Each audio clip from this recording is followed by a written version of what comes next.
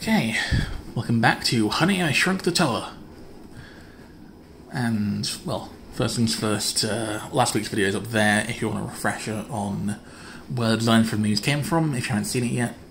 It's probably worth checking out. I don't know, I'm not your dad. Anyway. These three, again, slight alterations made to the base design.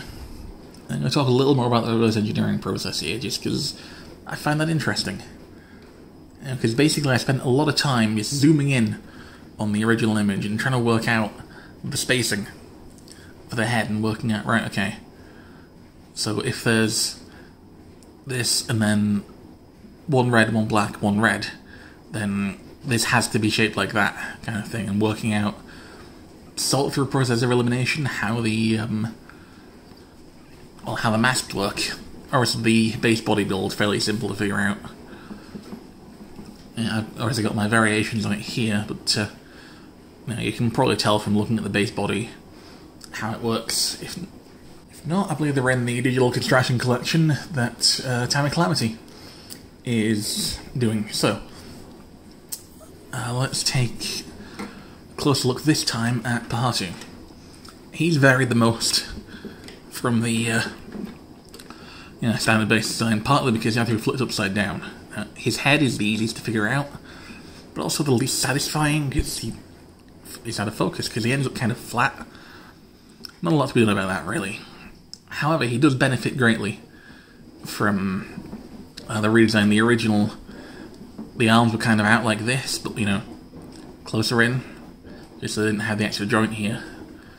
So the arms didn't look great no matter what you did with them, and the legs, they still used this toothpiece to get the kind of foot thing going on, but rather than my assembly to mimic the slope used for the feet elsewhere, the original one just had a regular 1x2 slope brick. So this was kind of offset, which it looked fine. Yeah. The original set design also came with a boulder. I chose not to replicate that because I'm lazy.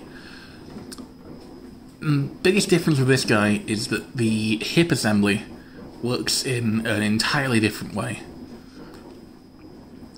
Everything is kind of pulled in one, because otherwise, well, I don't really have the parts on hand to show how it would look, but it was too spaced out for my liking. Everything kind of ended up like, well, a little more like that. Just to give you a kind of rough estimate, which feels a bit too far. This way, you still have the range of motion. You've got the tilt that way. You can, if you want to get further out, you can pull this back a bit. Obviously, it's still got the kicking motion. A little bit of a balancing act to get the legs at like comfortable angle, but it just works. Arms again. This piece here is less functional now, and more just a means of getting the bar connection for the actual arms. But it does what it needs to do. And Newer then was the trickiest one to reverse engineer, because I couldn't work out the spacing on this top part, and I actually figured out that it is just a bracket attached this way around, to which I've attached. On the original build, this trans green part was black. I swapped it out just so that he at least has his brain. Pahatu is the only one who doesn't, making him literally a dumb jock. Anyway.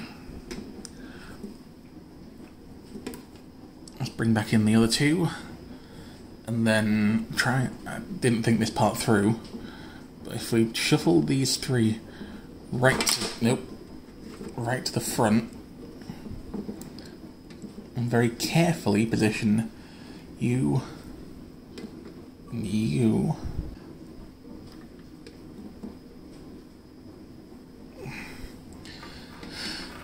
Okay, now if we move Pahatu to the front, is he shorter?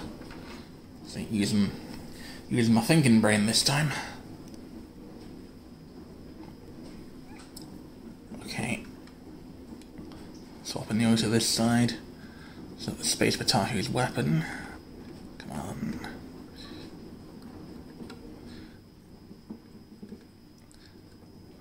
then we can just barely get everyone in shot. So a comparison then. Here they are with... Wait, hang on. You need to very, very carefully shuffle this to the side to bring in spooky matter. And yeah, as you can see, this comes up to roughly dick height. Now, if you'll excuse me, the temptation has overwhelmed me. There we go. Anyway, see you guys next week for another small build and roll instructions.